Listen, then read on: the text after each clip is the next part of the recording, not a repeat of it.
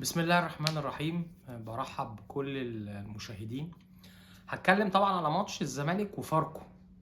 مشكلة كبيرة جدا في نادي الزمالك الفترة دي، النتائج سيئة جدا، والزمالك عنده مشكلة النهارده، خسارة كبيرة جدا أمام فاركو 3-0، والخسارة دي بتبعد نادي الزمالك عن المنافسة من بطولة الدوري. طيب إيه اللي حصل؟ إيه الفرق ما بين الزمالك في ماتش فيوتشر اللي فات الزمالك كسب فيوتشر 2-1، والنهارده بيخسر من فاركو بشكل وحش قوي 3-0؟ طبعا في مشكله واضحه، وهي فيريرا. وجود فيريرا النهارده على دكه البدلاء، وكان واضح جدا ان فيريرا يعني النهارده قاعد بس عشان يحافظ على شكله القانوني داخل نادي الزمالك، ويحافظ على وجوده. فيريرا النهارده يعني اللي انا عرفته من لعيبه الزمالك ان هو في اوضه اللبس ما اتكلمش مع اللعيبه خالص في اي خطه، ما اتكلمش في التشكيل. النهارده كابتن اسامه نبيه هو اللي بيدير المباراه، هو اللي حاطط التشكيل وهو اللي بيعمل التغييرات. وطبعا فيريرا كان اتكلم مع اداره نادي الزمالك، اداره الزمالك رجعته الفتره اللي فاتت عشان الزمالك بعد ما مشاه طبعا ما اتفقوش معاه على الشرط الجزائي، والراجل صمم ان هو ياخد مستحقاته كلها والشرط الجزائي. فالزمالك لقى ان في مبلغ كبير جدا عليه هيدفعه لفيريرا، حوالي 700 الف دولار، وده يعني لو حسبناها كده بالمصري يعني حوالي 21 مليون جنيه. فطبعا الزمالك لجأ ان هو يرجع، او اضطر ان هو يرجع فيريرا مره اخرى لقياده الفريق. ولكن فيريرا اتفق مع اداره الزمالك ان هو عنده شروط. هو محتاج جهاز فني معاون اجنبي، هو عايز يجيبهم معاه خلال الفتره القادمه. واشترط كمان ان هو هيقعد على الدكه في المباراه دي، مش هيتدخل في اي حاجه، هيقعد بس عشان يثبت حقه بوجوده ان هو ما مشيش من نادي الزمالك، عشان الزمالك ما يقدمش شكوى فيه، او يعني ان الراجل مشي او ما مش، لا الراجل قاعد موجود. لكن هو ما كانش النهارده، شفناه كلنا على دكه البدلاء، ما كانش بيتكلم خالص في المباراه، ما بيديرش المباراه. وده طبعا مشكله كبيره. ماتش الفيوتشر اللي فات اسامه نبيه كان هو اللي بيدير الفريق وقدر يكسب فيوتشر. فريق فيوتشر فريق اقوى، يعني صاحب المركز الثاني، والزمالك قدر يكسبه ان كان الامور هاديه. لكن لما تلاقي اتنين مديرين فنيين موجودين في الفرقه بتاثر بشكل كبير جدا على اللعيبه حتى بتحس ان الوضع غير طبيعي. ووجود اتنين مدربين النهارده او اتنين مديرين فنيين في مباراه الزمالك وفاركو كان ليه اثر سيء جدا واثر سلبي على لعيبه نادي الزمالك. لازم اداره الزمالك تتدخل وتحاول يعني يا اما اسامه نبيه يكمل يا اما فيريرا يكمل، ان طبعا الوضع دلوقتي صعب جدا. كان ليا اتصالاتي داخل الجهاز الفني في نادي الزمالك وبسال وكده، طبعا الوضع صعب جدا، اللعيبه متلخبطه ما بين فيريرا وما بين اسامه نبيه.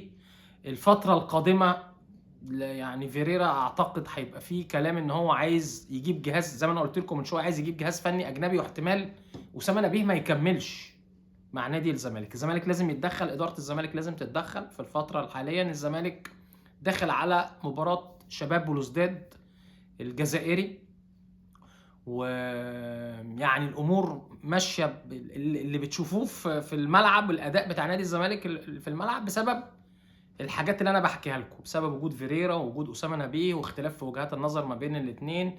الناس مش عارفه مين اللي بيدير. زي ما قلت لكم فيريرا اتفق ان هو يقعد النهارده مجرد قاعد على دكه البدلاء، ما يتدخلش خالص في اداره المباراه، وده انعكس بالسلب جدا على اللعيبه. وشفنا النهارده حتى الاهداف اللي دخلت في مرمى نادي الزمالك اهداف غريبه جدا، واهداف كلها اخطاء من لعيبه نادي الزمالك. شفنا الجون الاول كره يعني قلشت من حسام عبد المجيد وراحت لشكري نجيب، قدر يسجل الهدف الاول. الجون الثاني محمود حماده بصل كوره لعمرو جمال قدام منطقه جزاء الزمالك، لعيبه الزمالك بدل ما تضغط على عمرو جمال وتخليه ما يشوطش وتقفل عليه المساحه، جريوا ناحيه مرمى نادي الزمالك مصطفى الزناري وحسام مجيد ووسعوا لعمرو جمال اللي شاط كوره عملت بند، وكان الهدف الثاني. الهدف الثالث بقى اغرب، سيف تيري لاعب السوداني في نادي فاركو خد الكوره من ناحيه الشمال، كلنا اتفرجنا طبعا على المباراه، وقعد يرقص في عمر جابر وابراهيم نضاي واللعيبه تتزحلق، ودخل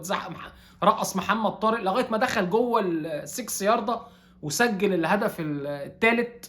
اخطاء غريبه جدا، في لخبطه في فريق نادي الزمالك. وبرضه واضح جدا تأثر نادي الزمالك برحيل إمام عاشور، إن فريق نادي الزمالك خلال الموسم ده والموسم اللي فات رحل لعيبة تقيلة من نادي الزمالك. رحل مصطفى محمد، ورحل قبليهم فرجاني ساسي، ورحل أشرف بن شرقي، ورحل مصطفى فتحي، طارق حامد. لعيبة تقيلة جدا مشيت من نادي الزمالك. كل مرة لعيبة بتمشي الفريق بيتأثر، لكن كان في مجموعة من الناشئين أو الشباب اتصعدوا السنة اللي فاتت، ما حسيناش بالفرق ده من الزمالك. لكن مع الوقت لما فرقة الزمالك بتفضى كمان، أو باللعيبة المؤثرة والمهمة بتمشي، ده بيبقى شكله واضح جدا، او بيأثر فنيا على اداء فريق نادي الزمالك. اداء سيء جدا النهارده من نادي الزمالك، خصوصا في الشوط الاول. حتى الشوط الثاني الزمالك ضغط وحاول، لكن ما قدرش ان هو يسجل اهداف. كل استحواذ على الكوره لكن بدون خطوره على مرمى فاركو. كان في بعض الفرص لنادي الزمالك، لكن ما استغلهاش نادي الزمالك. وطبعا تنظيم رائع جدا من نادي فاركو، تقدموا بسرعه في الشوط الاول في اول ثلث ساعه بهدفين، او اول 29 دقيقه بهدفين. قفلوا الملعب بشكل كويس، وبدأ يلعبوا على الهجمات المرتده اللي شكلت خطوره على نادي الزمالك. الزمالك لازم يصلح الامور اداريا داخل الفريق عشان الفرقه تقدر تمشي بشكل كويس في مباراه او في بطوله دوري ابطال افريقيا. ان دلوقتي خلاص لما نكون واقعيين هنقول ان الزمالك بعد عن المنافسه على بطوله الدوري. النادي الاهلي عنده 38 نقطه بفرق 9 نقاط عن نادي الزمالك، والاهلي كمان لسه ليه مباراتين مؤجلتين. لو الاهلي كسبهم هيفرق عن نادي الزمالك، يعني الاهلي فارق عن الزمالك ب8 نقط، 37 اعتقد، 37 و29 الزمالك. ففارق 8 نقط لصالح الاهلي، وبالتالي الاهلي لو كسب الماتشين اللي جايين كمان هيبقى الفرق حوالي 14 نقطه. فالزمالك لازم يركز كويس في دوري ابطال افريقيا. والامور مش هتتحسن غير لما تتحسن تنظيم الاداري داخل الفريق. لازم اداره الزمالك يا اما اسامه نبيه يكمل، يا اما فيريرا هيكمل.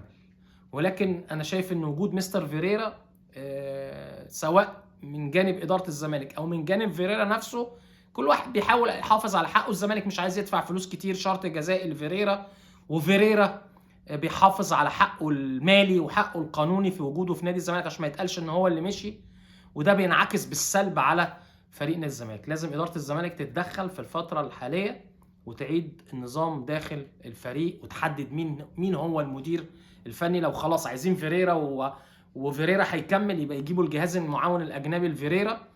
ولو عايزين كابتن اسامه نبيه، لازم اداره الزمالك يبقى في حل مع فيريرا في رحيله، عشان فريق نادي الزمالك صعب ان هو يكمل الفتره اللي جايه بالشكل ده. كل الامور التنظيميه دي بتاثر بشكل سلبي على اداء نادي الزمالك، وبالتالي النتائج خساره كبيره جدا للزمالك امام فاركو 3-0.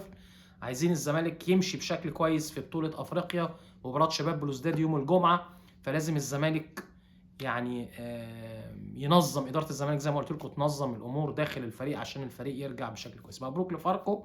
فاركو استحق الفوز النهارده واستفاد من اخطاء نادي الزمالك. والزمالك زي ما قلت لكم النهارده يعني اداء سيء جدا ومشاكل داخل الفريق ادت الى الخساره الكبيره من فاركو 3-0. الدوري يعني حتى في غياب الاهلي ومشاركته في كاس العالم للانديه، الدوري بيقرب من النادي الاهلي رغم ان لسه بدري، ناقص دور كامل في بطوله الدوري. ولكن الامور داخل نادي الزمالك بتخلي الفريق يبعد عن المنافسه عن بطوله الدوري. بشكركم ونتقابل على خير ان شاء الله.